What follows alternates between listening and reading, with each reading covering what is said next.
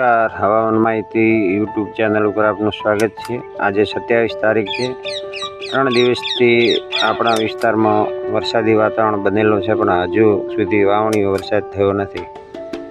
એનું કારણ છે કે હવામાં પૂરતો આપણા સુધી ભેજ પહોંચતો નથી અરબી સમુદ્રમાં, અને એક દક્ષિણની હવા છે જે થોડી ઓછી માત્રામાં હવાનો ભેજ લઈને આવે છે આપણા વિસ્તાર સુધી। પણ આજે 5 વાગ્યા પછી થોડું હવામાનનું પરિવર્તન થયેલ છે, એટલે લગભગ આજે રાત્રે કે આવતીકાલના સવારમાં અથવા બપોર પછી આપણા વિસ્તારમાં પૂરતો વાવણીઓ વરસાદ થઈ જશે। કોઈએ ચિંતા કરવાની નથી।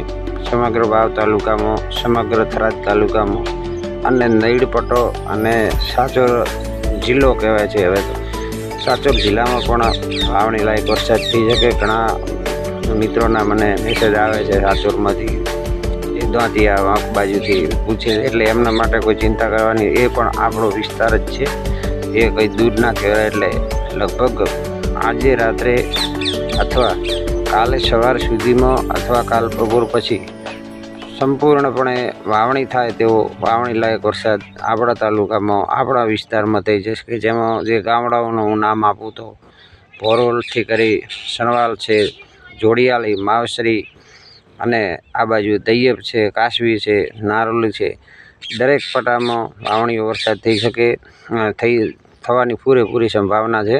એટલે વરસાદ અંગે અત્યારે ખેડૂતો ઘણા ચિંતા કરી રહ્યા છે, તો ચિંતા ન કરતા વરસાદની આદરામાં પૂરતો વરસાદ થઈ શકે।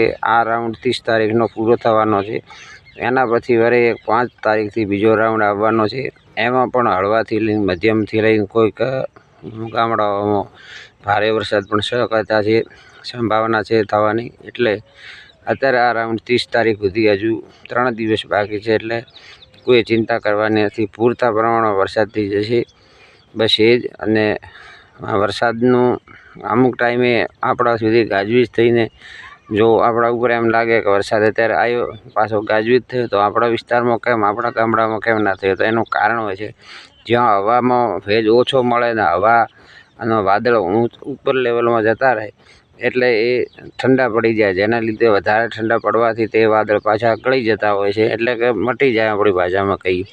એટલે જ્યાંથી પણ એને પૂરતો હવાનો ભેજ મળે ત્યાંથી એ આપણી ભાષામાં કે કોંઠળ ઉપડે, એટલે કે એકદમ એ વાદળ બંધાય મોટા પ્રમાણમાં, જે 50 ગામડા સુધી હોય, 50 ગામડામાં વરસાદ થતો હોય। એટલે હાલ કોંઠળથી વરસાદ થાય એવી થોડી ઓછી સંભાવના હોય છે। 5 ગામડામાં વરસાદ થઈ જાય ને પછી પાછો એ વાતાવરણ વિખરાઈ જાય છે।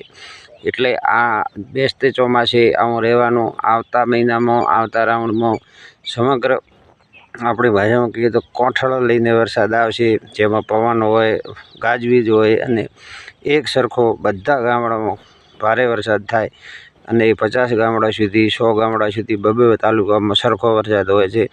એવો વરસાદ હાલ તો ન થાય, પણ એના પછી આવતા મહિનામાં, એટલે કે અષાઢ મહિનામાં, એ અષાઢ અડધો પૂરો થવામાં હશે ત્યારે એ સરખો રાઉન્ડવાળો વરસાદ આવશે। અને અત્યારે તો 2-5 ગામડામાં વરસાદ થાય ને ફરી પાછો 2-5 ગામડામાં ન થાય, પણ આમ થતાં પણ બધા જ ગામડામાં પૂરતો વરસાદ થઈ જશે વાવણી લાયક 30 તારીખ સુધી। બસ એ જ મિત્રો, આજે વરે કોઈ હવામાનમાં નવો કોઈ પરિવર્તન આવશે કે વરસાદ થશે કે નહીં, એ અંગે કાલે તમને બપોર પછી એક નવું ન્યૂઝ આપીશ। બસ એ જ।